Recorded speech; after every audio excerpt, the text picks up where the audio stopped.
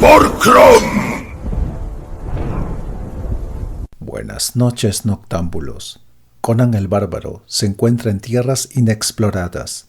Apaga la luz, toma asiento, que empezamos.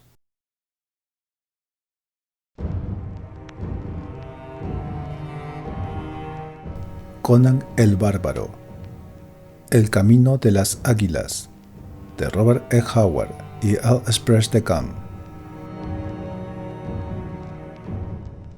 Como jefe de la Hermandad Escarlata, Conan se convierte más que nunca en una espina en la sensible piel del rey Yildiz.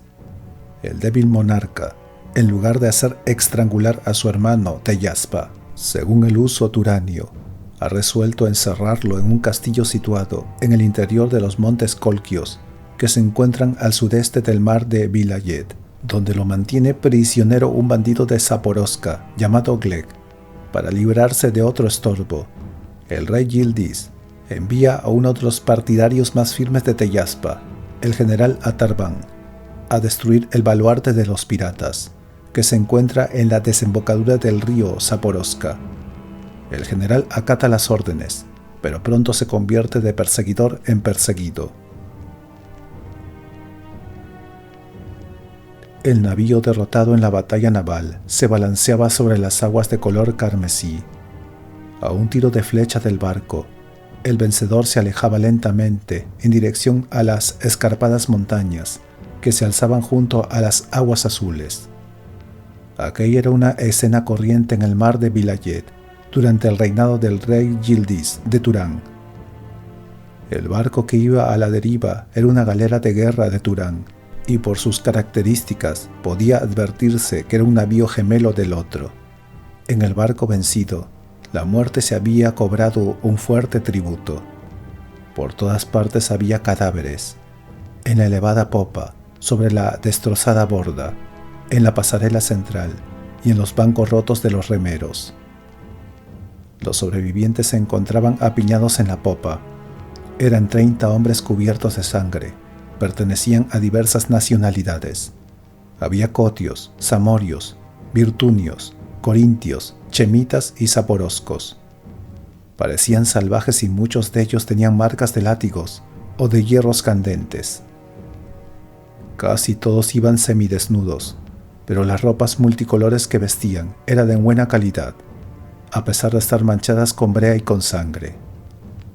Algunos tenían la cabeza descubierta, mientras que otros llevaban cascos, gorros de piel o turbantes hechos de tela. Algunos usaban cotas de malla, otros en cambio iban desnudos de cintura para arriba, enseñando sus musculosos brazos y los hombros bronceados por el sol. Las piedras preciosas brillaban en sus pendientes y en las empuñaduras de sus dagas. Tenían las espadas desenvainadas y sus ojos oscuros reflejaban inquietud. Estaban de pie alrededor de un hombre más alto que los demás, casi un gigante con abultados músculos. Una melena negra enmarcaba una frente ancha y sus ojos ardían con un volcánico fuego azul en el rostro oscuro cubierto de pequeñas cicatrices. Aquellos ojos miraban ahora hacia la orilla. No se divisaba puerto o población alguna en aquella solitaria costa situada entre Kawariz, extremo meridional del reino turanio, y su capital, Agrapur. En los márgenes se alzaban unos montes cubiertos de árboles que, al prolongarse en la distancia, se convertían en los montes Colquios, sobre cuyas cumbres nevadas brillaba el sol poniente, con un resplandor rojizo. El hombre contempló la galera que se alejaba lentamente. Su tripulación se sentía afortunada de haberse librado de las garras de la muerte, y se dirigían a una cala que se abría al pie de los montes, entre elevados acantilados. Desde la popa, el capitán pirata todavía divisaba una silueta de gran estatura, en cuyo casco se reflejaba la luz del sol. Recordó las facciones de aquel hombre, entrevistas durante el frenesí de la batalla. Nariz de halcón, barba negra y oscuros ojos rasgados. Era Atarban de Chapur. Hasta hace poco el azote del mar de Vilayet. Un delgado corintio dijo de repente: «Por poco acabamos con ese demonio. ¿Qué haremos ahora, Conan?» El gigante cimerio se acercó a uno de los cabos del timón y dijo al hombre que había hablado: «Ívanos, toma el otro cabo junto con Hermio. Medius, llévate a 3 hombres contigo y comenzad a achicar el agua. Los demás, curaos las heridas, y luego doblad vuestras espaldas sobre los remos. Arrojad por la borda todos los cadáveres que podáis, a fin de hacer sitio». «¿Piensas seguir a la otra galera hasta la cala?», preguntó Ivanos. «No, nuestra nave hace agua a causa de la brecha que nos abrieron con su espolón, y no podemos arriesgarnos a iniciar otra batalla. Pero si remamos fuerte, podremos hacerla varar junto a aquel promontorio». Con gran esfuerzo lograron acercar la galera a la costa. El sol se ponía. Una bruma azul se cernía sobre las aguas oscuras. El barco enemigo desapareció en el interior de la cala. Cuando la galera de los piratas varó en la playa de arena y grava, su borda de estribor estaba ya a la altura de las aguas. El río Acrín, que serpenteaba entre praderas y tierras labradas, estaba teñido de rojo, y las montañas que se alzaban a ambos lados del valle parecían contemplar un paisaje tan antiguo como ellas. El horror había llegado hasta los pacíficos habitantes de aquel valle, bajo la forma de unos despiadados invasores venidos de tierras lejanas. No miraron hacia el castillo que colgaba de la abrupta ladera de las montañas, porque allí también merodeaban los opresores. El clan de Kurushkan, cabecilla de una de las tribus hircanias más salvajes y belicosas de la zona oriental del mar de Villalet, había sido desplazado hacia el oeste, desde sus estepas naturales, a consecuencia de una guerra tribal. Ahora estaban causando muchas bajas en las aldeas Yuetsi del valle de Acrín, aunque solo se trataba de una incursión para robar ganado, botín y esclavos. Kurushkan tenía grandes ambiciones. En aquellas montañas habían surgido otros reinos en el pasado. Pero por el momento, Kurushkan, al igual que sus guerreros, estaba ebrio de sangre tras la matanza. Las cabañas de los Yuetsi se habían convertido en ruinas humeantes. Habían dejado intactos a los graneros porque contenían forraje y trigo. Recorrían el valle arriba abajo unos jinetes enjutos que apuñalaban y disparaban flechas. Los hombres aullaban cuando el acero entraba en sus carnes, y las mujeres gritaban aterradas cuando los merodeadores las arrojaban desnudas sobre las sillas de sus caballos. Por las calles de la aldea más grande, un escuálido conjunto de chozas hechas de barro y de piedra, deambulaban los jinetes ataviados con pieles de cordero y altos gorros de piel, sacados por la fuerza de sus escondrijos. Los habitantes de la aldea se arrodillaban implorando en vano piedad, o escapando inútilmente para ser asesinados mientras corrían. Los sables curvos llamados Yatskat silbaban en el aire y emitían un sonido seco cuando se clavaban en la carne y tocaban el hueso. Uno de los fugitivos se volvió lanzando un grito salvaje cuando Kurushkan, con la capa extendida al viento, como si de las alas de un halcón se tratara, se abalanzó sobre él con su caballo. En ese instante los ojos del perseguido Yuetsi vieron, como en una pesadilla, el rostro de nariz aguileña y la amplia manga que caía cuando el brazo se alzó empuñando la hoja de brillante acero. El fugitivo Yuetsi llevaba una de las pocas armas eficaces que había en aquel valle, un pesado arco con una sola flecha. Con un grito desesperado colocó el dardo y disparó en el momento en el que el hircanio lo atacaba. La flecha dio en el blanco, y Kurushkan se desplomó del caballo con el corazón herido de muerte. Mientras el corcel sin jinete se alejaba a galope, uno de los hombres caídos se incorporó sobre un codo. Era el Yetsi, cuya vida se escapaba por un terrible corte que tenía en la garganta. Jadeando miró a Kurushkan, cuya barba apuntaba hacia arriba en un cómico gesto de sorpresa. El brazo del Yuetsi cedió y su rostro fue a dar al suelo, llenándosele la boca de polvo. Escupió sangre, lanzó una horrible carcajada con los ojos llenos de espuma y cayó hacia atrás. Cuando llegaron los demás hircanios, él también estaba muerto. Los hircanios se arremolinaron como buitres en torno al cuerpo de su can muerto, hablando con excitación. Cuando se dispersaron, la suerte de todos los yetzi del valle de Akrin estaba echada.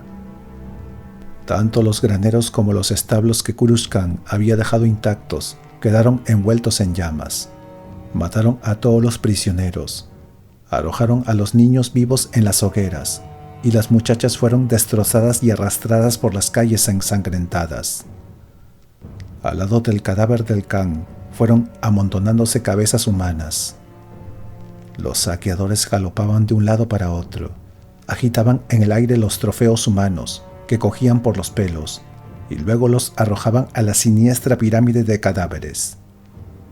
Cualquier lugar en el que pudiera ocultarse algún desdichado nativo era destruido al instante. Uno de los atacantes hurgó en el montón de heno y advirtió ciertos movimientos entre la paja. Con un aullido de lobo introdujo la mano y sacó a la víctima a la luz. Se trataba de una hermosa joven.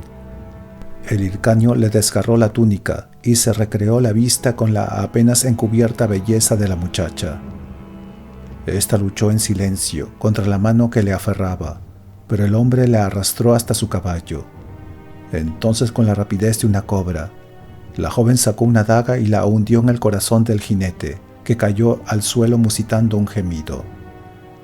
La muchacha saltó con la rapidez de una tigresa sobre el caballo, que se encabritó al no reconocer al jinete, pero luego, dirigido por la joven, corrió velozmente valle arriba.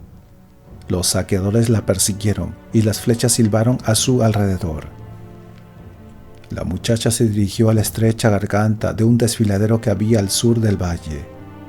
Allí se hacía peligroso el avance, y los hircaños tiraron de las riendas para que sus caballos moderaran el paso. La joven, en cambio, siguió adelante como una hoja arrastrada por el viento, y llegó a sacarles varios cientos de metros de ventaja.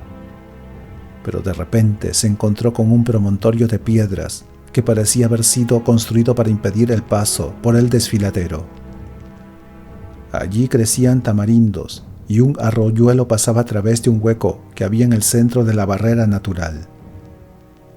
Detrás de las piedras había unos hombres que le gritaban que se detuviese. Al principio la joven creyó que eran unos hircaños, pero enseguida comprendió su error. Eran hombres altos y corpulentos, con cotas de malla que arrojaban destellos bajo sus capas, y cascos de acero para protegerse la cabeza. La muchacha tomó una rápida decisión. Se tiró del caballo y corrió hacia las rocas, poniéndose de rodillas. «Ayudadme en nombre de la misericordiosa Ishtar», imploró. Se adelantó un hombre. La joven, al verlo, exclamó aferrándose a sus rodillas: «General Artaban, sálveme de esos lobos que me persiguen». «¿Por qué habría de arriesgar mi vida por ti?», repuso el aludido con indiferencia. «Te conocí en la corte del rey, en Agrapur. Bailé para ti, soy Roxana la Zamoria. Muchas mujeres han bailado para mí». «Entonces», dijo la muchacha con desesperación, «te diré algo al oído, escucha». Ella susurró una palabra al oído del general, que se estremeció como si lo hubiese herido. Luego miró a la joven fijamente y trepó sobre un peñasco. Dirigiéndose a los jinetes que se acercaban, levantó una mano y dijo en voz alta: «Volved por donde habéis venido, en nombre del rey Yildiz de Turán». Por toda respuesta recibió una lluvia de flechas.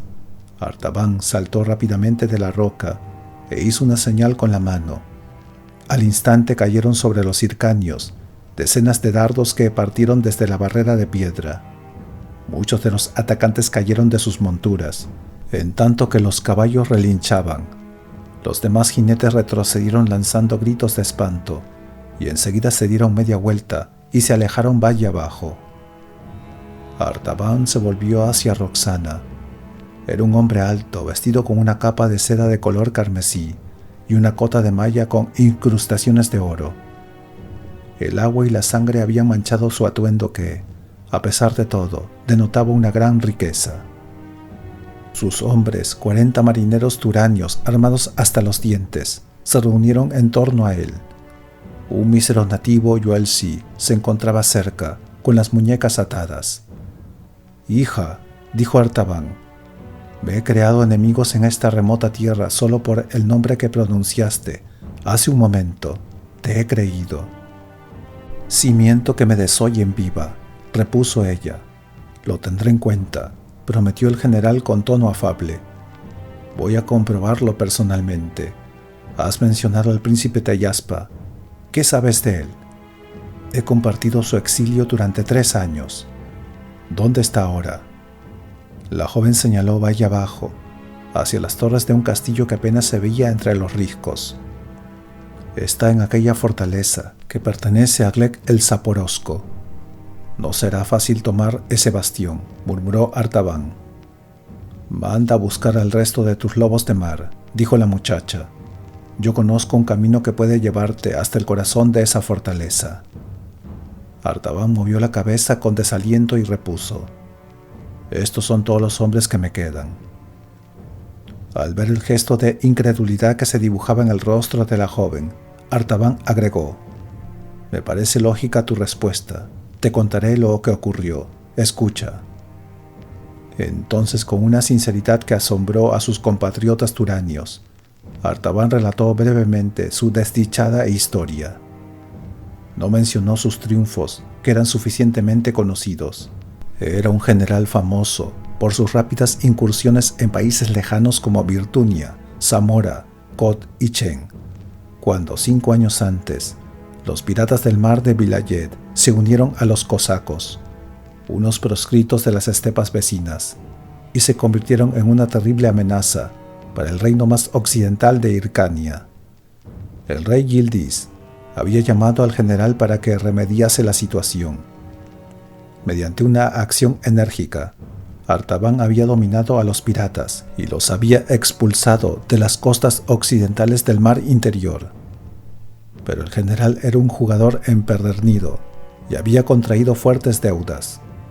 Con el fin de saldarlas, durante uno de los viajes en su navío, se apoderó de un barco mercante de Corozún, mató a todos sus tripulantes y se llevó la carga a su base para venderla en secreto. Pero aunque su tripulación había jurado no decir nada, la noticia se divulgó. Artaban conservó la cabeza al precio de realizar una misión, poco menos que suicida para el rey Yildiz. Debía cruzar el mar de Vilayet hasta llegar a la desembocadura del río Zaporozka y una vez allí, destruir las bases de los piratas. Pusieron solamente 2 barcos a su disposición para aquella arriesgada empresa. Artaban encontró el campamento fortificado y lo tomó por asalto, dado que en ese momento solo había unos pocos piratas en el lugar. El resto se había ido río arriba para combatir a una banda de nómadas hircanios, similares a la horda de Kurush Khan, que había atacado a los nativos zaporozcos, con quienes los corsarios mantenían buenas relaciones. Artaban destruyó varias naves piratas fondeadas y capturó a algunos filibusteros viejos y enfermos, que no habían partido con la expedición. Con el fin de atemorizar y escarmentar a los corsarios, Artaban había ordenado que los cautivos fuesen empalados, quemados vivos y desollados. Estaban ejecutando esta condena cuando regresó el contingente principal de piratas. Artaban huyó y se vio obligado a abandonar una de sus naves. Consciente de la pena que le estaba reservada por su fracaso, el general había escapado hacia la desolada zona que se extendía por la costa sudoeste del Vilayet, donde los montes Colquios llegaban casi hasta el borde del mar. No tardó en ser perseguido por los piratas, en el mismo barco que le habían capturado a él, y lo alcanzaron cuando la costa occidental ya estaba a la vista. Se generalizó la lucha sobre la cubierta de ambos navíos, hasta que éstas se llenaron de muertos y heridos. La superioridad numérica y de armamento de los turanios, junto con el certero empleo del espolón de la galera por parte de Artaban, le proporcionó una precaria victoria. Así pues, terminó diciendo Artaban, hicimos parar la galera en la cala. Podríamos haberla reparado, pero la flota del rey recorre todo el mar de Vilayet, y me habrían colocado un nudo corredizo en torno al cuello por mi fracaso. Por lo tanto, me dirigí con mis hombres a las montañas, en busca de algo que quizá nunca logremos, un lugar donde estemos a salvo de la dominación turania, o un nuevo reino que gobernar. Roxana escuchó al general con atención. Cuando hubo concluido, comenzó a relatar su propia historia. Como Artaban sabía muy bien, era costumbre de los reyes de Turán, al subir al trono, matar a sus hermanos y a los hijos de estos, a fin de eliminar toda posibilidad de una guerra civil por ambiciones familiares. Además, también era habitual que, al morir el rey, los nobles y los generales aclamaran como nuevo soberano a aquel de los hijos del muerto que llegaba primero a la capital después del deceso. El débil Yildiz jamás habría ganado a Teyaspa, su agresivo hermano, de no haber sido por la madre del primero, una nativa de Kot llamada Kushia. Esta formidable matrona, la verdadera gobernante de Turán, prefería a Yildiz porque era más dócil. Por consiguiente, se envió a Teyaspa al exilio. Este buscó refugio en Iranistán, pero descubrió que el rey de aquel país, de acuerdo con Yildiz, tenía intenciones de envenenarlo. En un intento de llegar a Vendia, el príncipe desterrado fue capturado por una tribu de nómadas hircanios, que lo reconocieron y lo vendieron a los turanios. Teyaspa creyó que su suerte estaba echada, pero intervino su madre y pidió a Yildiz que no mandase estrangular a su hermano. En lugar de ello, Teyaspa fue recluido en el castillo de Glek el Zaporosco, un feroz jefe de bandoleros, que había llegado al valle de Arkrin muchos años antes y se había establecido allí como señor feudal de los primitivos pobladores, los Yuezhi, a los que explotaba más que protegía. Teyaspa fue rodeado de todos los lujos y diversiones, con el fin premeditado de debilitar su carácter. Roxana explicó que ella era una de las bailarinas enviadas para entretenerlo, pero se había enamorado profundamente del apuesto príncipe, y en lugar de buscar su ruina, se proponía hacer de él un hombre libre. Pero el príncipe Teyaspa, explicó la joven, se ha hundido en la apatía. Nadie reconocería en él al osado aguilucho que condujo a sus soldados a tantas victorias contra los britunios y los ashuri. La prisión, el vino y la savia del loto negro han omnibulado sus sentidos. Permanece todo el día echado entre cojines, como en trance, y solo parece prestar atención cuando yo canto y bailo para él. Pero tiene sangre de conquistadores en las venas, no es más que un león adormecido. Cuando los hircanios llegaron al valle, siguió diciendo, yo me escapé del castillo y fui en busca de Kurushkan con la esperanza de encontrar un hombre suficientemente osado como para ayudar a Teyaspa. Pero he visto con mis propios ojos cómo asesinaban a Kurushkan y mis ilusiones se disiparon. Los hircanios habían enloquecido. Me escondí en un pajar, pero no tardaron en descubrirme. Oh, mi señor, ayúdanos. ¿Qué importa si solo cuentas con un puñado de hombres? Muchos imperios se han erigido con menos. Cuando se sepa que el príncipe está libre, los hombres se unirán en gran número a nuestra causa. Yildiz es un torpe mediocre, y las gentes temen a su hijo, Yezdiger, un joven cruel y de carácter siniestro. La guarnición turania más próxima está a 3 días de marcha de aquí, concluyó la joven.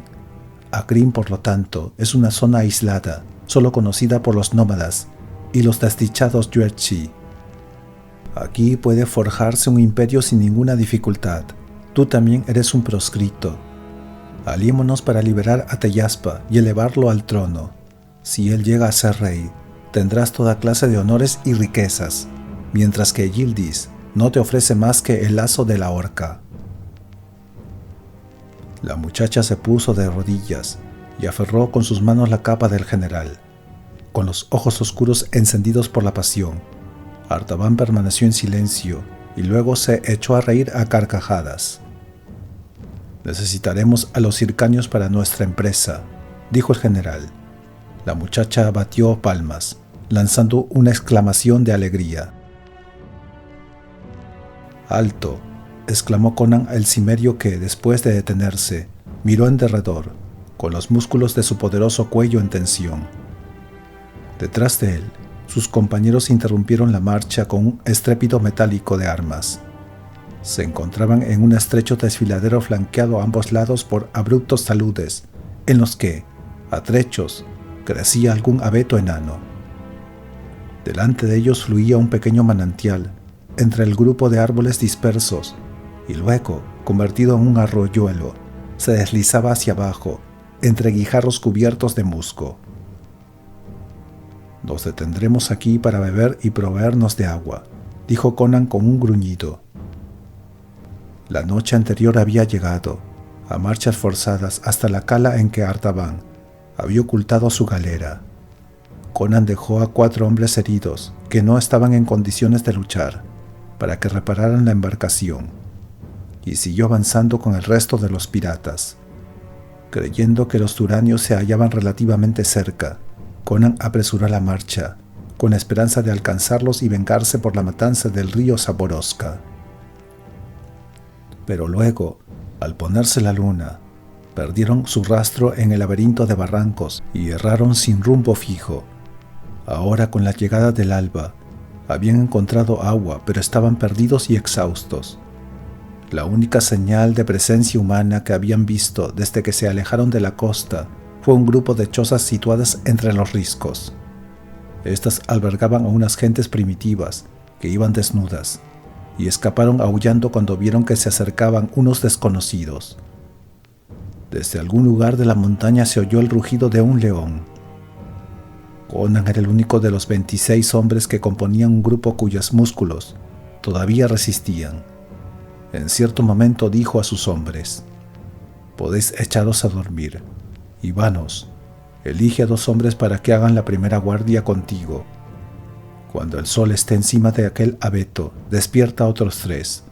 Yo voy a explorar el desfiladero». El cimerio avanzó por la estrecha garganta y pronto se perdió entre los diversos arbustos. Los lados del desfiladero se habían convertido en riscos que se alzaban verticalmente desde el suelo lleno de rocas. De repente, con una rapidez inusitada, una silueta salvaje y peluda salió de unas matas y se enfrentó al pirata. El aire silbó entre los dientes de Conan, mientras su espada desenvainada arrojaba destellos. Luego se detuvo, al advertir que la extraña aparición no llevaba armas. Se trataba de un yuezhi. Era un hombre de aspecto deplorable, cubierto con pieles de cordero. Sus brazos largos, sus piernas cortas y el rostro amarillento de ojos rasgados le daban un extraño aire de duendecillo de leyenda. «Porcosatra», exclamó el vagabundo, «¿qué hace un miembro de la Hermandad Libre en esta tierra dominada por los hircanios?» El hombre hablaba en dialecto turanio, pero con fuerte acento extranjero.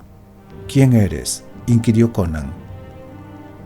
«Era uno de los jefes de los yuezhi», contestó el otro, con una risa salvaje. «Me llamo Vinashko. ¿Y qué haces tú aquí?» «Dime qué hay más allá de este desfiladero», preguntó Conan a su vez. «Detrás de aquel monte hay un laberinto de barrancos y riscos. Si te abres paso por esa zona, llegarás a un lugar donde se divisa el valle de Akrin, que hasta ayer era el hogar de mi tribu, y hoy solo alberga sus huesos calcinados. Hay comida allí. Sí, comida y muerte. Una horda de hircanios domina el valle». En ese momento se oyó un ruido, y Conan advirtió que Ivanos se acercaba a ellos.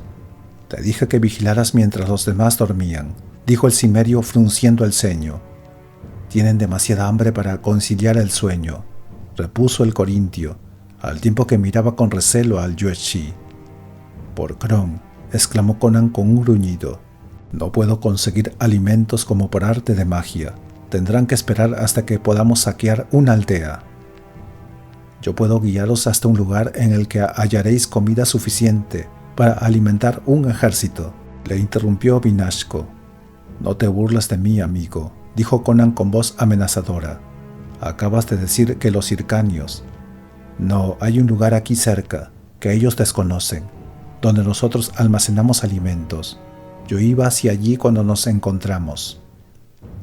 Conan desenvainó su espada, un arma de hoja ancha y recta, de doble filo, en un país en el que las espadas curvas eran la regla. Además medía más de 1 metro de largo. «Entonces llévanos hasta allí», dijo el cimerio. pero no olvides que al primer movimiento en falso te corto la cabeza. Una vez más, el Yuezhi se rió con una risa salvaje y burlona, y a continuación les hizo una señal para que lo siguieran. Avanzó hasta unas rocas, y después de hurgar entre unos arbustos, puso al descubierto una grieta en la pared, miró a sus acompañantes, se inclinó y entró en la cueva. «¿No será la guarida del lobo?», preguntó Ivanos. «¿Qué temes?», dijo Conan. «¿A los ratones?». Y diciendo esto entró por la abertura, seguido por Ivanos. No se vio en una cueva, como esperaba, sino en un estrecho pasadizo que había en el desfiladero. Por encima de su cabeza podía ver una estrecha franja de cielo azul, limitada por las escarpadas paredes. Avanzaron en la oscuridad unos 100 pasos y fueron a salir a un amplio espacio circular, rodeado por muros verticales de rocas que, a primera vista, parecían un monstruoso laberinto. Un rumor sordo procedía del centro, donde había un agujero rodeado por un pequeño brocal. De dicho orificio salía una tenue llama, de la altura de un hombre, que iluminaba tenuemente aquel recinto. Conan miró con curiosidad a su alrededor. Era como hallarse en el fondo de un gigantesco pozo. El suelo era de roca sólida y se había vuelto completamente liso, probablemente por las pisadas de 10.000 generaciones de hombres. Las paredes circulares, demasiado perfectas para ser naturales, estaban horadadas por cientos de negros huecos cuadrados, cerrados con losas y dispuestos en filas regulares. La pared se alzaba a gran altura, hasta terminar en un pequeño círculo de cielo azul, en el que planeaba un buitre que a distancia parecía un punto negro. Había una escalera en espiral tallada en la roca que se iniciaba al nivel del suelo y describía un semicírculo completo al ascender, para terminar en una plataforma situada frente a un gran orificio negro, semejante a la entrada de un túnel. «Esos agujeros», explicó Vinashko, «son las tumbas de un pueblo antiguo que vivió aquí antes que mis antepasados llegasen al mar de Vilayet. Las leyendas cuentan que estas gentes no eran humanas y que se alimentaban de mis antepasados hasta que un sacerdote de los Yildiz, mediante un poderoso encantamiento, los encerró en los nichos que hay en la pared y encendió un fuego en el centro para mantenerlos aprisionados. Allí, seguramente, sus huesos se han convertido en polvo hace ya mucho tiempo. Algunas de mis gentes han tratado de quitar las losas que cierran las tumbas, pero la roca desafió todos sus esfuerzos». El Yuezhi señaló unos montones que había a un lado del pozo y agregó: «Mi gente ha almacenado aquí alimentos para los tiempos de penuria. Podéis llevaros lo que queráis, porque ya no quedan Yuezhi que puedan comerlos». Conan reprimió un estremecimiento de temor supersticioso y dijo: «Tu pueblo debería haber habitado en estas cuevas. Un solo hombre habría bastado para defender la grieta contra una horda de atacantes». El Yuezhi se encogió de hombros y dijo con aire resignado: «Aquí no hay agua. Además, cuando los hircanios nos atacaron no hubo tiempo. Las gentes de mi pueblo no eran belicosas, solo deseaban cultivar la tierra». Conan movió la cabeza. No podía entender que hubiese gente con un carácter semejante. Vinashko comenzó a extraer unos sacos de cuero que contenían maíz, arroz, queso fermentado y carne desecada, así como algunos pellejos de vino ácido. «Ivanos», ordenó Conan, «ve y trae a algunos hombres para que carguen los sacos de alimento. Yo os espero aquí». Cuando Ivanos hubo desaparecido por la abertura, Vinashko cogió a Conan por un hombro y preguntó: «¿Me crees ahora?». «Sí, por Kron», repuso el cimerio al tiempo que mordisqueaba algunos higos secos. «Cualquier hombre que me conduzca a un lugar donde hay alimentos tiene que ser forzosamente mi amigo. Pero ¿cómo llegasteis tú y tu gente hasta aquí desde el valle de Akrin? El camino debe ser largo y difícil».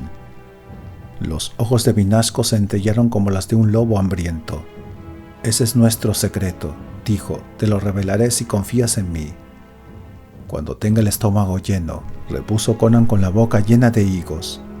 Nosotros estamos persiguiendo a este demonio negro que se llama Artaban de Shapur, que se encuentra en algún lugar de estas montañas. Es vuestro enemigo. Enemigo, si le pongo las manos encima, voy a hacerme un par de botas con su piel. Artaban de Shapur se encuentra a 3 horas a caballo de aquí. ¡Oh! Exclamó el cimerio, poniéndose en pie y buscando su espada, con los ojos encendidos. Llévame hasta él. Debe ser prudente, aconsejó Vinashko. Artaban cuenta con 40 turanios armados, y además se le ha unido Dayuki y 150 hircanios. ¿Cuántos guerreros tienes tú, señor? Conan siguió masticando en silencio. Con semejante disparidad de número, no podía concederle a Artaban ninguna ventaja. Durante los meses que llevaba viviendo como capitán pirata, había convertido a sus hombres en una tropa eficaz, pero ésta seguía siendo un instrumento que había que manejar con cuidado. Librados a su suerte, los hombres eran imprudentes y despreocupados, capaces de perder la vida de la forma más necia. Bien dirigidos, en cambio, podían hacer grandes cosas. Si vienes conmigo, cosaco, te enseñaré algo que ningún ser humano, salvo un Yuezhi, ha visto en 1000 años, dijo Vinashko. ¿Qué es? Un camino de muerte para nuestros enemigos.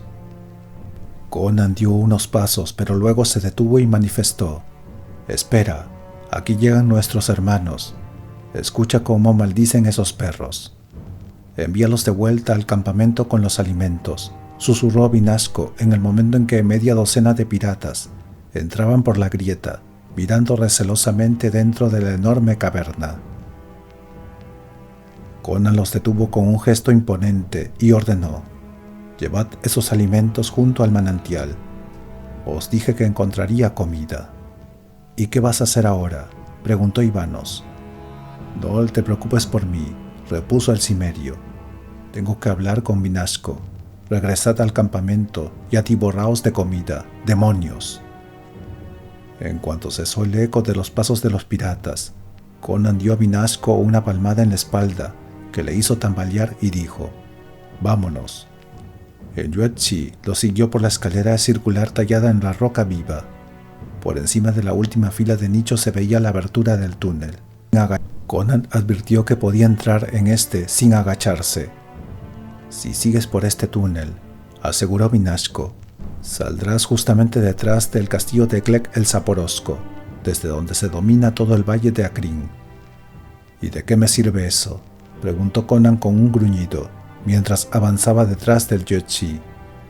«Ayer, al comenzar la matanza, me enfrenté durante un tiempo a los perros hircanios. Cuando vi que todos mis camaradas habían caído, huí corriendo del valle por el desfiladero de Diva. Entonces me encontré con unos guerreros desconocidos que me derribaron y maniataron. Querían saber qué había ocurrido en el valle. Luego me enteré de que eran marinos de la escuadra del rey en el mar de Vilayet, que llamaban Artaban a su jefe. Mientras me interrogaban, llegó una muchacha cabalgando como un demonio, perseguida por los hircanios. Saltó del caballo y suplicó a Artaban que le ayudase. Entonces vi que se trataba de una de las bailarinas amorias que viven en el castillo de Glek. Una lluvia de flechas hizo huir a los hircanios, y Artaban se puso a hablar con la joven, olvidándose de mí. Hace 3 años que Glek tiene encerrado a un prisionero en su fortaleza. Lo sé porque tuve que llevar maíz y ovejas al castillo, para recibir el pago al estilo de los zaporoscos, es decir, con maldiciones y golpes. Cosaco, el prisionero, es Teyaspa, el hermano del rey Yildiz». Conan lanzó un gruñido de sorpresa.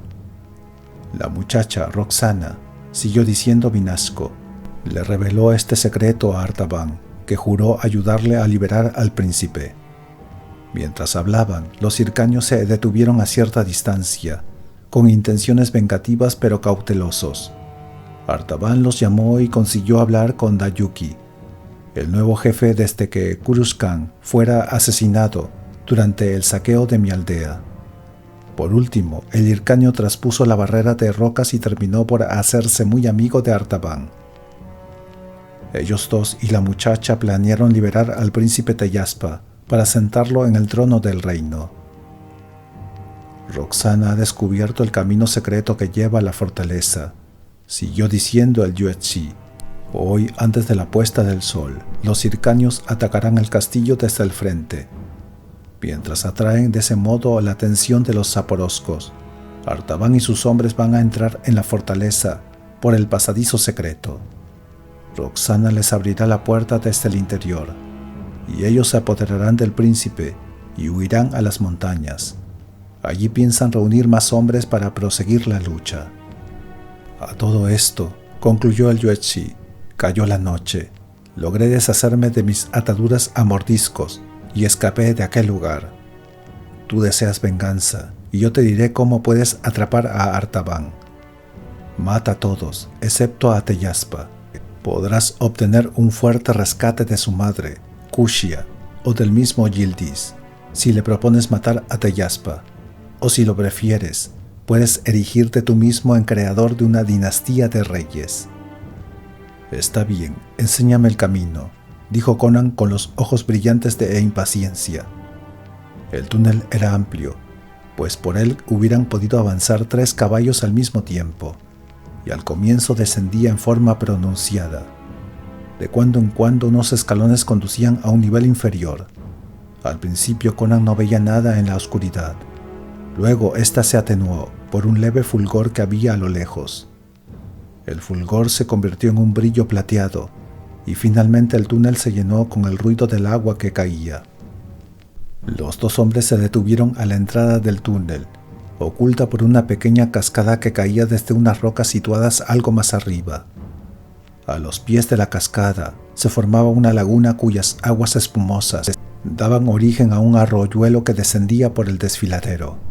Vinasco señaló hacia una saliente rocosa que bordeaba la laguna. Conan lo siguió por allí y se encontró en una garganta extraordinariamente estrecha, en la que los taludes verticales que habían a ambos lados se remontaban a gran altura. No se veía vegetación alguna, exceptuando una estrecha franja en la orilla del riachuelo que serpenteaba desfiladero abajo, para caer más adelante por una grieta situada en un muro rocoso. Conan marchaba siempre precedido por el Yuezhi, que ascendió por la tortuosa garganta del desfiladero. Al cabo de unos 300 pasos, perdieron de vista la cascada. El suelo ahora se inclinaba hacia arriba. Poco después, el Yuezhi se detuvo y cogió a Conan por el brazo. Un árbol achaparrado crecía en un ángulo del muro rocoso, y Vinasco se situó detrás, señalándole algo a Conan. Más allá del recodo en el que se hallaban, el desfiladero continuaba unos 80 pasos y terminaba abruptamente en un muro rocoso. Pero hacia la izquierda, el talud presentaba una extraña alteración, y Conan tuvo que mirar con detenimiento para descubrir que se trataba de una pared hecha por el hombre. Se encontraban detrás de un castillo construido en un desfiladero de la rocosa montaña. Sus paredes se alzaban desde el mismo fondo del desfiladero. No había puente alguno que permitiese salvar el abismo, y la única entrada que había en el lugar era una pesada puerta de madera y bronce situada en el medio del muro. Frente a esta había un estrecho saliente rocoso, al cual se podía llegar mediante unos escalones tallados de piedra. Por aquí escapó esa muchacha Roxana, dijo Vinasco. Esta garganta corre casi paralela al río Akrin. Se estrecha hacia el oeste y finalmente se abre en el valle a través de una hendidura por la cual fluye la corriente de agua. Los zaporoscos han bloqueado la entrada con piedras, a fin de que el camino no pueda ser visto desde el valle, en el exterior. Raras veces usan este camino, y nadie conoce la existencia del túnel que hay detrás de la cascada. Conan se frotó la barbilla con aire pensativo. Sentía ardientes deseos de saquear el castillo, pero no veía el modo de entrar en él. Por Crom, Vinasco, que me gustaría estar allí arriba, dijo el cimerio. El Yuezhi echó un vistazo al robusto cuerpo de Conan, movió negativamente la cabeza y repuso: hay una forma de entrar, por el llamado Camino de las Águilas, pero no sirve para un hombre como tú. Por Ymir, ¿acaso te crees mejor trepador que un cimerio de la montaña? Vamos, sigue. Vinasco se encogió de hombros y retrocedió hasta que, hallándose de nuevo a la vista de la cascada, se detuvo ante una serie de huecos poco profundos que había en el talud. Conan observó de cerca y vio que eran asideros practicados en la sólida roca. «Yo hubiera hecho unos huecos un poco más profundos», murmuró Conan, pero a pesar de todo, comenzó a subir detrás de Vinasco, aferrándose a los asideros con los dedos de las manos y de los pies. Finalmente alcanzaron la cima del talud, que formaba la cara sur de la garganta, y se sentaron en el borde, con los pies colgando en el vacío. El desfiladero se retorcía debajo de ellos, como el rastro de una serpiente. Conan miró hacia la pared opuesta, que era más baja, y desde la que se divisaba el valle del río Akrin.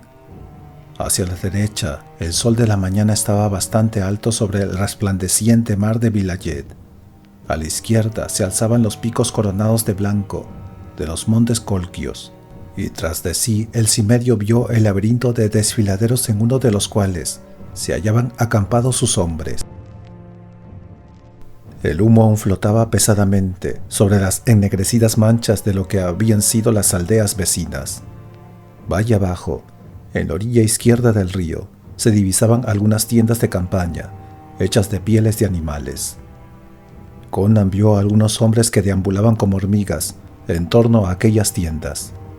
Eran los hircanios, según dijo Vinasco, que luego señaló, valle arriba, hacia la boca de un estrecho desfiladero, donde estaban acampados los turanios. Pero lo que atrajo el interés de Conan fue el castillo. Era la encarnación de la solidez, implantada en los riscos que había entre el desfiladero y el valle. La fortaleza estaba rodeada por una maciza muralla de unos 6 metros de altura.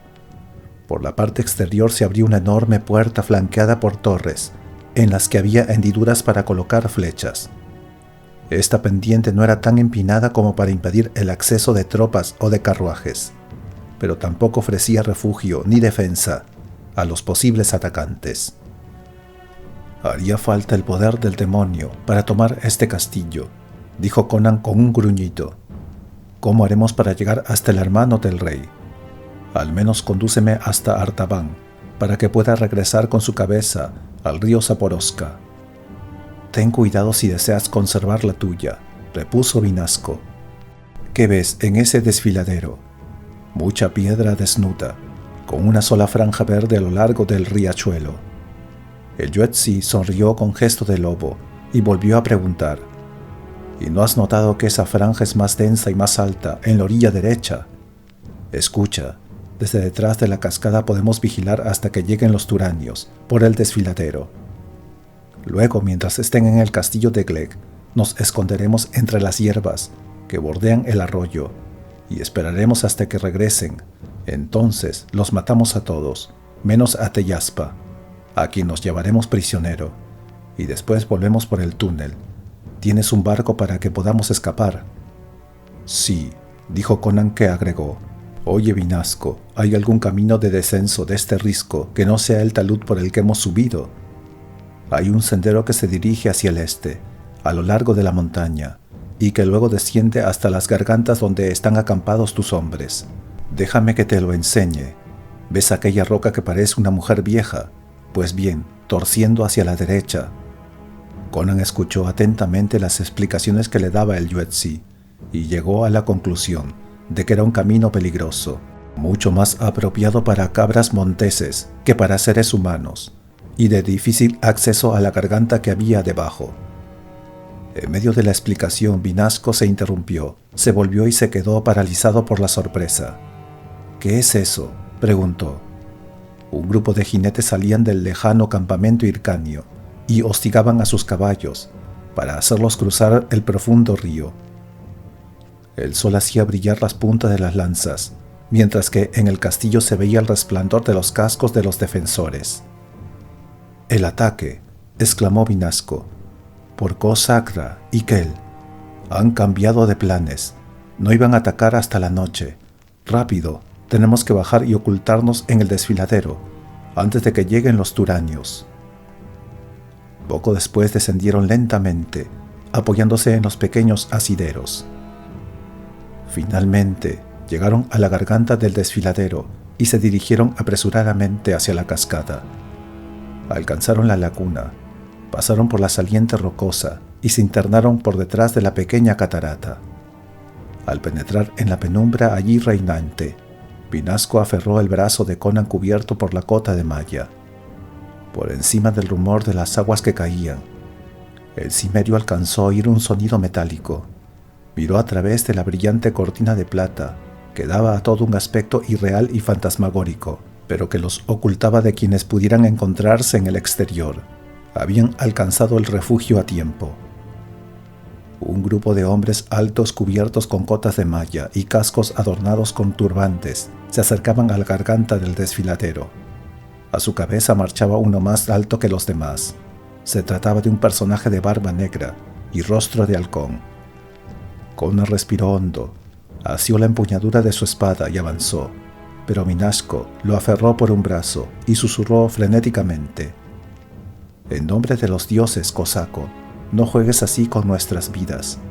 Los tenemos atrapados, pero si te apresuras y actúas ahora...» «No te preocupes, amigo», repuso Conan con una sonrisa sombría. «No soy tan necio como para arruinar una venganza por un impulso repentino». Los turanios cruzaron el arroyuelo. En orilla opuesta se detuvieron como para escuchar algo. Finalmente, y sobreponiéndose al rumor de las aguas, los dos hombres que estaban en la cueva oyeron los gritos de muchos individuos juntos. «El ataque», susurró Vinasco. Como si se tratara de una señal, los turanios avanzaron rápidamente por la garganta del desfiladero. Vinasco apoyó una mano en el hombro del cimerio y dijo: «Quédate aquí y vigila. Yo voy a traer a tus piratas para atender la celada». «Date prisa, entonces», dijo Conan. «Debes volver con ellos a tiempo». Vinasco se alejó como una sombra.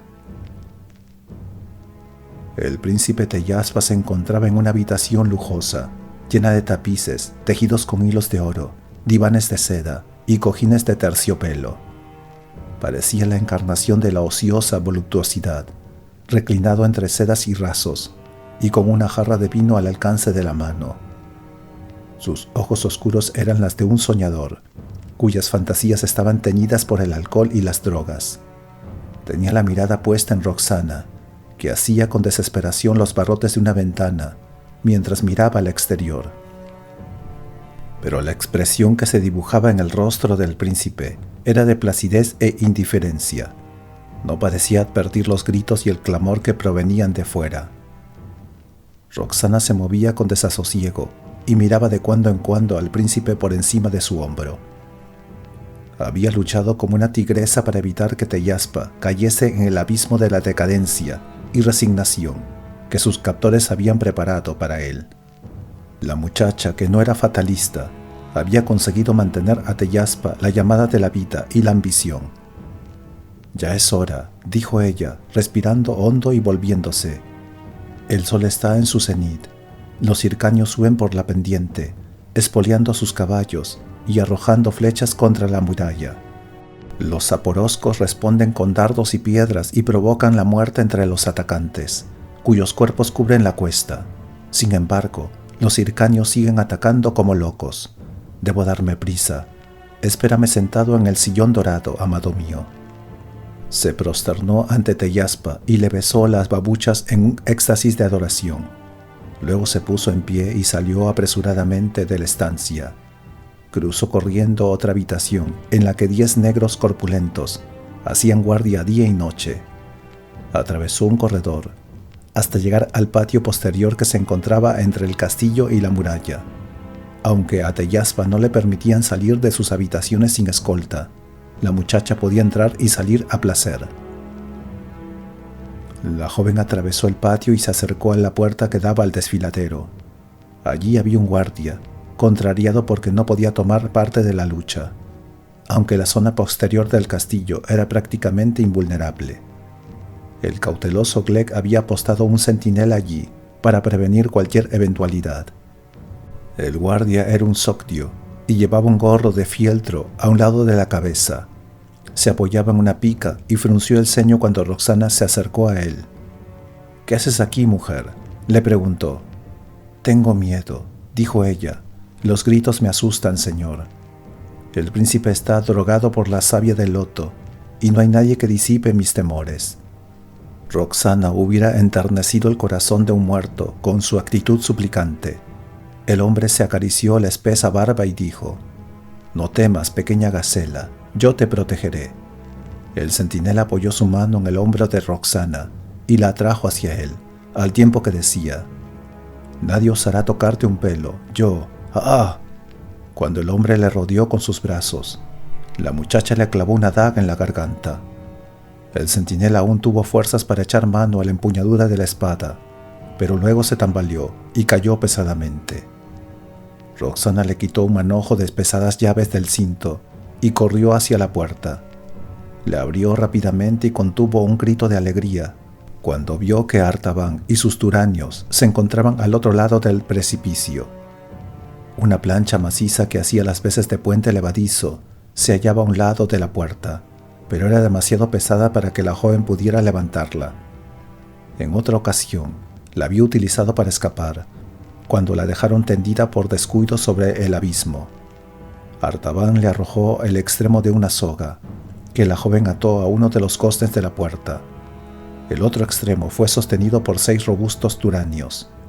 Asidos al cabo, 3 de ellos salvaron el abismo poco a poco, oscilantes sus cuerpos. Una vez del otro lado, colocaron la plancha por la cual cruzaron el resto de los turanios. «Que se queden aquí 20 hombres cuidando el puente», ordenó Artaban. «Los demás, seguidme». Los turanios desenvainaron las espadas y siguieron a su jefe. Artaban, a su vez, iba detrás de la muchacha, que avanzaba rápidamente. Al entrar en el castillo, uno de los sirvientes los miró y se quedó boquiabierto. Antes de que pudiera dar un grito, el afilado sable de Dayuki, que se encontraba entre los atacantes, le cortó la garganta de un tajo. La banda irrumpió en la antecámara en la que hacían guardia los 10 negros, quienes saltaron empuñando sus cimitarras. Se oyó el estrépito metálico de espadas que chocaban, entremezclado con los jadeos y los gritos de los heridos. Murieron 3 turanios, y los demás entraron en la habitación, por encima de los cuerpos ensangrentados de los centinelas negros. Teyaspa se puso en pie y sus serenos ojos brillaron con un antiguo fuego, mientras Artaban se arrodillaba ante él y aferraba a la empuñadura de su ensangrentada cimitarra. «Estos son los guerreros que te colocarán en el trono», exclamó Roxana. «Vayámonos enseguida, antes que los perros saporoscos noten nuestra presencia», dijo Artaban. Rodeó al príncipe con sus soldados, luego atravesaron rápidamente las salas y tras cruzar el patio se acercaron a la puerta. A sus espaldas sonó un estrépito metálico, y mientras los turanios cruzaban el puente levadizo, oyeron gritos salvajes a sus espaldas. A través del patio vieron una fornida figura cubierta de seda y acero, seguida por 50 hombres armados que se acercaban corriendo. «Gleg», exclamó Roxana.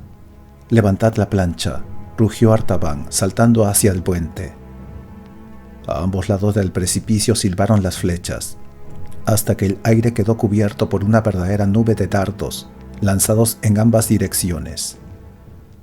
Cayeron varios saporoscos, y lo mismo les ocurrió a 2 turanios que se pusieron a cubierto para levantar la plancha. Gleg avanzó presurosamente por el puente, con los fríos ojos grises centellando bajo su casco en punta. Artaban se enfrentó con él cuerpo a cuerpo. En un fulgurante remolino de acero, la cimitarra del turanio desvió la hoja de Gleg y destrozó la malla y los gruesos músculos del cuello del saporosco. Gleg se tambaleó un instante y luego, al tiempo que profería un grito salvaje, se precipitó al abismo. Pero los turanios habían logrado colocar el puente. En el extremo opuesto, los defensores saporoscos de la fortaleza comenzaron a gritar y a disparar flechas. Antes de que los turanios hubieran desaparecido del saliente rocoso, 3 de ellos resultaron muertos y otros fueron heridos a consecuencia de la lluvia de dardos. Artaban profirió una maldición. «Todos vosotros menos 6», ordenó, «debéis ir adelante para abrir camino. Yo seguiré con el príncipe. Mi señor, agregó dirigiéndose a Teyaspa, no he podido traer un caballo hasta aquí, pero haré que mis hombres preparen una litera con las lanzas. No permitan los dioses que viaje a hombros de mis libertadores, exclamó Teyaspa. Hoy he vuelto a ser un hombre, jamás olvidaré este día. Alabados sean los dioses, murmuró Roxana. El grupo llegó hasta la cascada. Todos habían cruzado ya el arroyo, menos los hombres que se quedaron en la retaguardia, cuando se oyó un chasquido de cuerdas de arcos, como si una mano hubiera pulsado un arpa invisible. Las filas delanteras cayeron bajo las flechas, y luego otra y otra, como espigas ante la guadaña. El resto del contingente retrocedió, lanzando gritos de alarma. «Perro», exclamó Artaban, volviéndose hacia Dayuki, «esto es asunto tuyo». «¿Ordenaría caso a mis hombres que disparasen contra mí?», repuso el hircanio, completamente pálido. «Este es un nuevo enemigo». Artaban corrió hacia sus desmoralizados hombres, bramando maldiciones. Sabía que los zaporoscos no tardarían en tender una nueva pasarela sobre el precipicio y lo perseguirían, con lo que quedaría atrapado entre dos enemigos. No tenía la menor idea de quiénes podían ser sus atacantes. Del castillo llegaron los gritos de la batalla, y después se oyó el resonar del acero y de los cascos de los caballos en el valle exterior. Pero cuando se halló en la estrecha garganta del desfiladero, donde los ruidos llegaban atenuados, Artaban no supo con certeza el origen de aquellos ruidos. Los turanios siguieron cayendo ante la lluvia de flechas que arrojaban sus invisibles enemigos. Algunos de los atacados dispararon ciegamente sus dardos contra los arbustos. Artaban les hizo bajar los arcos y gritó: «Imbéciles, estáis malgastando flechas contra unas sombras. Desenvainad las espadas y seguidme». Con la furia de la desesperación, los turanios sobrevivientes atacaron con la capa al viento y ojos centellantes. Las flechas derribaron a algunos turanios más, pero los restantes saltaron al agua y cruzaron el angosto cauce. Desde los matorrales que habían al otro lado se levantaron unos individuos de aspecto salvaje, algunos cubiertos con cotas de malla y otros semidesnudos, empuñando sus espadas. «¡Ah, por ellos!», bramó una voz potente. «¡Matad sin piedad!». Un grito de asombro surgió de las filas turanias cuando reconocieron a los piratas del mar de Vilayet. Luego se lanzaron al ataque rugiendo. El estrépito metálico del acero resonaba con fuerza en los riscos. Los primeros turanios que saltaron a la orilla opuesta del arroyo cayeron con la cabeza destrozada. Luego los piratas saltaron de sus refugios para enfrentarse a sus enemigos en una lucha cuerpo a cuerpo, con el agua hasta la cintura. Piratas y turanios mataban y morían con loco frenesí, mientras la sangre y el sudor les cubría el rostro. En pocos minutos las aguas se tiñeron de rojo. Dayuki se mezcló con los combatientes y su cimitarra de doble filo cegó la cabeza de un pirata. Entonces Minasco se arrojó sobre él sin arma alguna y gritando desaforadamente. El hircanio retrocedió ante la salvaje ferocidad que se dibujaba en el rostro del Yudatsi, que consiguió aferrarlo por el cuello y le clavó los dientes en la garganta. Continuó asido a su presa, mordiendo cada vez más hondo, como si no sintiera la daga que Dayuki le hundía una y otra vez en un costado. La sangre cubrió la boca de Minasco, y luego ambos perdieron el equilibrio y cayeron al agua. Mientras seguía la desaforada lucha, los dos hombres fueron arrastrados por la corriente. Se vio emerger una cabeza y luego otra, hasta que ambos desaparecieron para siempre en las espumosas aguas del riachuelo. Los turanios fueron rechazados hasta la orilla izquierda del arroyo, donde opusieron una breve y dura resistencia. Luego se dispersaron y huyeron hacia el lugar desde donde el príncipe Teyaspa contemplaba la lucha, como en trance. El príncipe se encontraba a la sombra del acantilado, con el pequeño grupo de soldados que Artaban había asignado para su defensa. Por 3 veces hizo ademán de sacar su espada, pero Roxana, abrazándolo con fuerza, se lo impidió. Por su parte, Artaban consiguió librarse del acoso de sus enemigos y se encaminó rápidamente hacia donde estaba Teyaspa. La espada del antiguo almirante del rey Yildiz estaba roja hasta la empuñadura. Su cota de malla estaba rasgada y la sangre chorreaba por debajo de su casco. Tras él avanzaba Conan empuñando su enorme espada, con su puño de acero. Cada uno de los golpes destrozaba escudos, hundía cascos y abollaba corazas, atravesando las cotas de malla, la carne y los huesos. Vosotros, bribones!, rugió el cimerio en hircanio, con fuerte acento bárbaro. Quiero tu cabeza, Artaban, y en cuanto a ti, Teyaspa, no debes temer nada, mi apuesto príncipe, pues no te haré daño. Artaban, que buscaba un lugar por donde huir, observó los huecos de la pared y se dio cuenta del fin con el que habían sido hechos. «Rápido, mi señor», dijo, «sube por esos asideros. Yo detendré a los bárbaros mientras tanto». «Sí, deprisa», exclamó Roxana, «yo te seguiré». Pero el fatalismo se agazapaba en el espíritu del príncipe Teyaspa, que se encogió de hombros, y con gesto resignado dijo, «No, los dioses no quieren que me siente en el trono. Nadie puede escapar a su destino». Roxana se echó las manos a la cabeza, con una expresión de horror. Artaban envainó su espada y comenzó a ascender por el talud con la agilidad de un marinero. Pero Conan fue tras él, lo agarró por un tobillo y lo hizo caer en medio de un gran estrépito metálico. El hircanio trató de volverse para repeler el ataque, pero el cimerio le traspasó el cuerpo con su espada y parte del arma se clavó en el suelo. Los piratas se acercaron con las espadas chorreando de sangre. Teyaspa tendió las manos y dijo, «Aquí me tenéis, yo soy Teyaspa». La muchacha se tapó los ojos, temiendo lo peor. Luego reaccionó con la rapidez del rayo y clavó su daga en el corazón del príncipe, que cayó muerto a sus pies. Inmediatamente volvió la hoja contra su propio pecho y se desplomó junto a su amado. La joven, musitando un débil lamento, sostuvo la cabeza del príncipe entre sus brazos, mientras los piratas se reunían a su alrededor, impresionados y sin comprender lo que ocurría. Un rumor procedente de la parte alta del desfiladero les hizo volver la cabeza. No era más que un puñado de hombres exhaustos tras la batalla y con la ropa empapada en agua y sangre. «Vienen soldados por el desfiladero», dijo Conan, «volved al túnel». Los piratas obedecieron con lentitud, como si solo comprendieran a medias lo que se les decía. Antes de que el último de ellos hubiese alcanzado el refugio de la cascada, irrumpió una oleada de hombres procedentes del camino que bajaba del castillo. Conan profirió una maldición y empujó a los piratas que quedaban.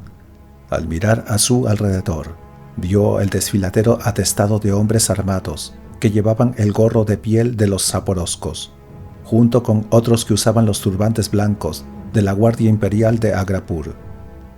Uno de estos últimos llevaba como adorno en el turbante algunas plumas de ave del paraíso. Conan reconoció por este detalle, entre otros, al general de la Guardia Imperial, el tercer hombre en la línea de poder del Imperio Turanio. El general vio a Conan y a la retaguardia de sus piratas, y dio una orden.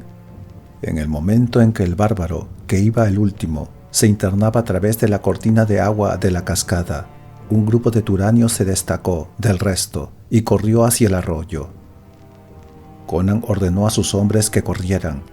A continuación se volvió hacia la cascada sosteniendo el escudo de un turanio muerto y empuñando su enorme espada. Uno de los soldados imperiales cruzó la cortina líquida y antes que tuviera tiempo de gritar, el arma del cimerio la atravesó el cuello. Su cabeza y su cuerpo cayeron en dirección opuesta por el saliente rocoso, y luego rodaron hacia la laguna. El segundo guardia imperial tuvo tiempo de asestar un mandoble contra la borrosa figura que se cernía sobre él, pero su espada rebotó contra el escudo del cimerio. Poco después el soldado también caía en el arroyo, con el cráneo partido en dos. Entonces se oyeron una serie de gritos, apagados en parte por el rumor de la cascada. Conan se echó a un lado contra la pared del túnel, y en ese momento una lluvia de flechas traspasó la cortina líquida, estrellándose contra las paredes y el suelo del túnel. Una mirada hacia atrás indicó a Conan que sus hombres ya se habían perdido en la oscuridad del túnel. Entonces corrió tras ellos, de modo que cuando los guardias irrumpieron nuevamente a través de la cascada, ya no encontraron a nadie allí. Mientras tanto, en el desfiladero se alzaron voces de sorpresa y espanto cuando los recién llegados se detuvieron ante los cadáveres. El general se arrodilló junto al cuerpo del príncipe y de la muchacha moribunda.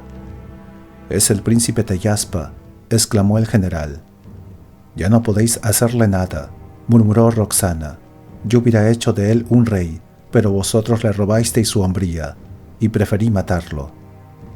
«Yo le traía la corona de Turán», dijo el general. «Yildiz ha muerto, y el pueblo se sublevará contra su hijo, Yezdiger, en cuanto tengan otro soberano a quien seguir». «Es demasiado tarde», musitó la muchacha, y su oscura cabeza cayó hacia un lado. Conan corrió túnel arriba mientras escuchaba a sus espaldas el eco de los pasos de los turanios.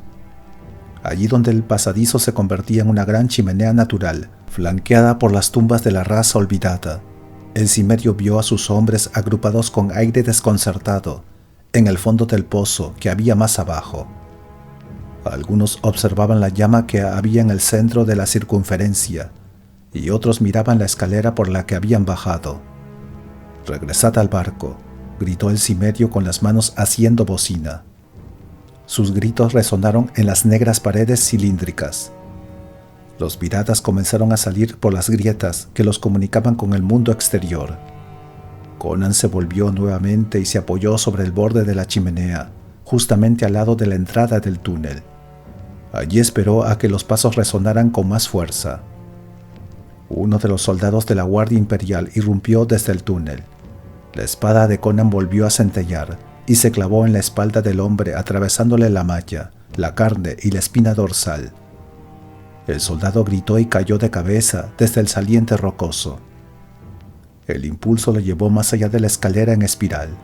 Fue a dar en el agujero del cual salía la llama y cayó en él como un corcho en la boca de una botella. La llama se extinguió al instante, dejando el recinto en la penumbra, alumbrado tan solo por la luz de la abertura que se hallaba en lo alto. Conan siguió observando la salida del túnel para sorprender al próximo enemigo que entrase. El guardia que llegó a continuación fue mucho más cauto. Observó primero y dio un salto hacia atrás en el momento en que Conan intentó asestarle un temible revés con la espada. Luego se oyeron algunas voces y ante el rostro del cimerio silbó una flecha que se quebró en la pared rocosa de enfrente. Conan se volvió e inició un rápido descenso, saltando los escalones de 3 en 3. Al llegar al fondo vio a Ivanos, que conducía a los últimos piratas hasta la grieta que había al otro lado de la oquedad, a unos 10 pasos de distancia. A la izquierda de esa grieta, y a una altura de unos 8 metros del suelo, se hallaba la boca del túnel, por la que comenzaron a salir soldados turanios, que bajaron precipitadamente por la escalera en espiral. Un par de ellos lanzaron sus flechas contra el cimerio, pero entre la rapidez de la carrera de este y la escasa luz que había en el recinto, erraron el blanco. En el momento en que Conan dejaba atrás la escalera, otro grupo de individuos apareció en escena, con un sonido chirriante que hizo estremecer hasta a los más valientes. Las losas de piedra que cubrían los nichos se abrieron hacia adentro, primero lentamente y luego por docenas. Entonces los seres que habitaban aquellas tumbas salieron de esta, como un enjambre de larvas sale de sus celdas. El cimerio apenas había dado 3 pasos hacia la salida, cuando vio bloqueado su camino por aquellos engendros.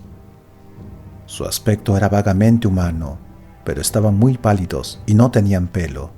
Eran delgados y enjutos, como si hubieran estado sometidos a un largo ayuno. Tanto los dedos de sus manos como los de sus pies terminaban en unas enormes garras afiladas. Sus grandes ojos miraban fijamente, y sus rostros parecían más los de un murciélago que los de un ser humano, puesto que tenían orejas enormes, pequeñas narices aplanadas y bocas anchas que dejaban entrever unos colmillos puntiagudos. Los primeros en llegar al suelo fueron los que salieron de los nichos inferiores, pero las filas de arriba también se estaban abriendo, y los monstruos descendían por centenares de las ásperas paredes, ayudándose con sus afiladas garras. Los engendros observaron a los últimos piratas que se disponían a abandonar el pozo. Al tiempo que emitían un chillido intermitente, se abalanzaron con las arpas extendidas sobre aquellos hombres. A Conan se le erizó el cabello por el horror que sienten los bárbaros ante la amenaza de lo sobrenatural. Se dio cuenta que aquellos seres eran los temibles brilucas de la leyenda zaporosca, unas criaturas que no eran ni hombres ni bestias, ni demonios, sino algo de cada cosa. Su inteligencia casi humana le servía para satisfacer su necesidad bestial de sangre, en tanto que sus poderes sobrenaturales les permitían sobrevivir encerrados en sus tumbas durante siglos y siglos.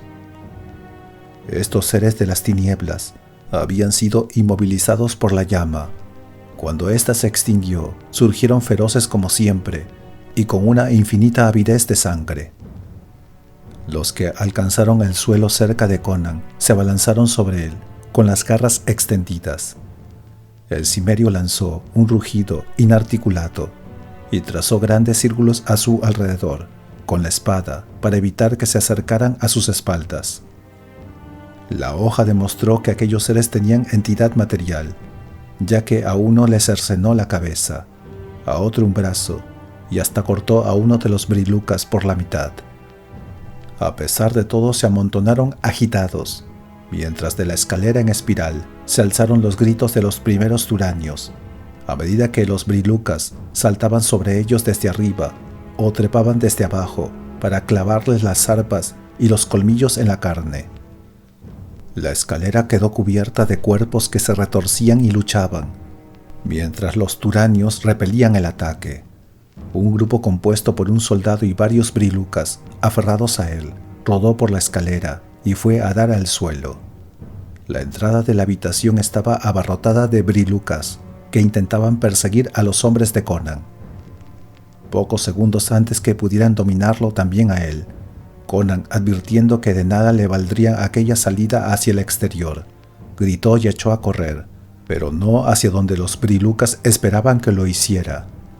Dio vueltas en zigzag para esquivar a los monstruos y blandió la espada como un remolino fulgurante en la penumbra, hasta llegar a la pared situada justamente debajo de la plataforma que formaba la parte superior de la escalera. A sus espaldas quedó un rastro de cuerpos que se retorcían desesperadamente. Las afiladas garras que se tendieron hacia él durante la carrera resbalaron en la cota de malla, pero hicieron jirones sus ropas de tela, produciéndole algunas heridas en brazos y piernas. Cuando llegó a la pared, Conan dejó caer el escudo a un lado, se colocó la espada entre los dientes y, dando un gran salto en el aire, se aferró al borde inferior de uno de los nichos de la tercera fila del que ya había salido su terrible morador. Con la agilidad de un mono, el montañés de Cimeria trepó por la pared utilizando las aberturas de los nichos como apoyo para su ascenso. En cierto momento, cuando su rostro quedó frente a una de las aberturas, un espantoso rostro de murciélago lo miró con ojos relucientes. El briluca comenzó a salir de la secular morada, pero el puño de Conan se estrelló contra el sonriente rostro, con un crujido de huesos rotos. Luego, sin detenerse a observar los estragos que había causado, el cimerio siguió ascendiendo. Debajo de él, otros brilucas treparon por la pared persiguiéndolo. Poco después, Conan se encontraba finalmente en la plataforma superior. Los soldados que habían llegado últimos, al ver lo que ocurría en la habitación, se dieron media vuelta y salieron corriendo a través del túnel. Unos pocos brilucas se encontraban ya en el acceso del pasadizo para perseguir a los soldados cuando Conan llegó a la plataforma. Se volvieron contra el cimerio, pero este cayó sobre ellos como un torbellino. Los cuerpos mutilados cubrían la plataforma a medida que la espada del bárbaro atravesaba la carne blanca e infrahumana. Por un instante, la plataforma quedó libre de monstruos, y Conan echó a correr por el interior del túnel con todas sus fuerzas. Delante de él corrían algunos vampiros que perseguían a los guardias imperiales.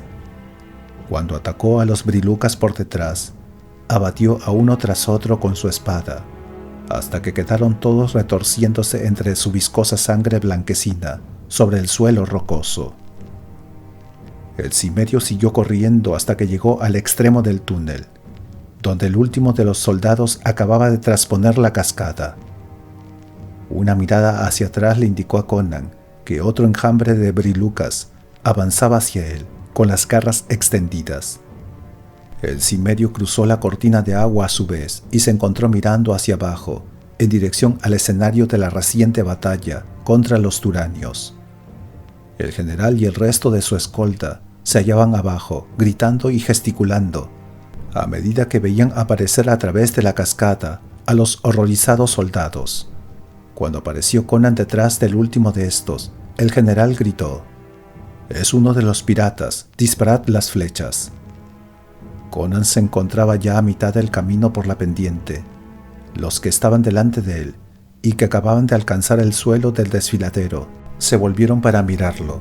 Conan avanzó dando zancadas tan enormes que los arqueros, al calcular mal su velocidad, enviaron una lluvia de flechas que se estrellaron contra las rocas que habían detrás de él.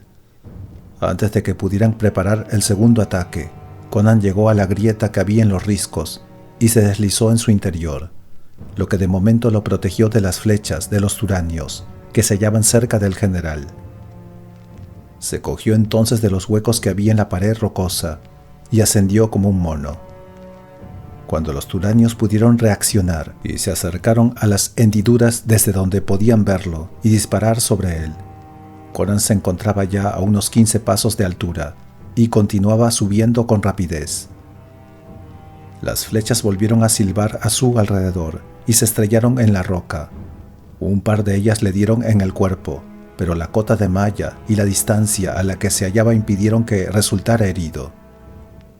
Un dardo fue a darle en la parte del brazo que tenía al descubierto, pero la afilada punta solo le atravesó superficialmente la piel. Al tiempo que profería un juramento atroz, Conan se arrancó la flecha y continuó su escalada. La sangre de la herida le empapaba el brazo y le chorreaba por todo el cuerpo. En la siguiente descarga de dardos, el Cimmerio estaba a tal altura que las flechas ya no tenían fuerza cuando llegaban hasta él. Una le dio en la bota, pero no pudo traspasar el cuero. A medida que iba ascendiendo, los turanios se hacían más pequeños allí abajo. Cuando vieron que las flechas ya no le alcanzaban, los soldados dejaron de disparar. El Cimmerio pudo oír la discusión que se entabló entre los hombres. El general quería que sus hombres treparan en persecución de Conan, pero los soldados protestaron, diciendo que sería inútil, pues el pirata se limitaría a esperarles en la parte superior y les cortaría la cabeza a medida que fueran apareciendo. Conan sonrió con aire taciturno. Entonces llegó a la parte superior del risco y se sentó jadeando en el borde, con los pies colgando en el aire, y procedió a vendarse las heridas con trozos de sus desgarradas vestiduras. Luego echó un vistazo a su alrededor y al mirar por encima de la pared rocosa hacia el valle del río Acrín, vio a unos hircanios ataviados con pieles de cordero que galopaban a caballo perseguidos por jinetes de brillante malla de acero. Estos últimos eran soldados turanios. Debajo de Conan, los turanios y los zaporoscos se movían como hormigas y finalmente se encaminaron por la garganta del desfiladero en dirección al castillo, dejando unos pocos soldados para vigilar en caso de que el bárbaro descendiera por allí. Poco después, Conan se puso en pie, estiró sus músculos y se volvió para mirar al este, en dirección al mar de Vilayet. Sus agudos ojos divisaron un barco, y haciendo pantalla con una mano, comprobó que se trataba de una galera del ejército turanio, que se alejaba de la cala en la que Artaban había dejado su barco. «Por Crom», exclamó, «de modo que los muy cobardes Han subido a bordo y se marchan sin esperar. Se golpeó con un puño la palma de la otra mano y gruñó como un oso enojado. Luego se calmó y se echó a reír. Era de esperar. De todas formas, se estaba cansando de las tierras hircanias, y todavía había muchos países en el oeste que no conocía. Conan se dispuso a buscar el abrupto camino que conducía hacia abajo y que le había enseñado el desaparecido Vinashko.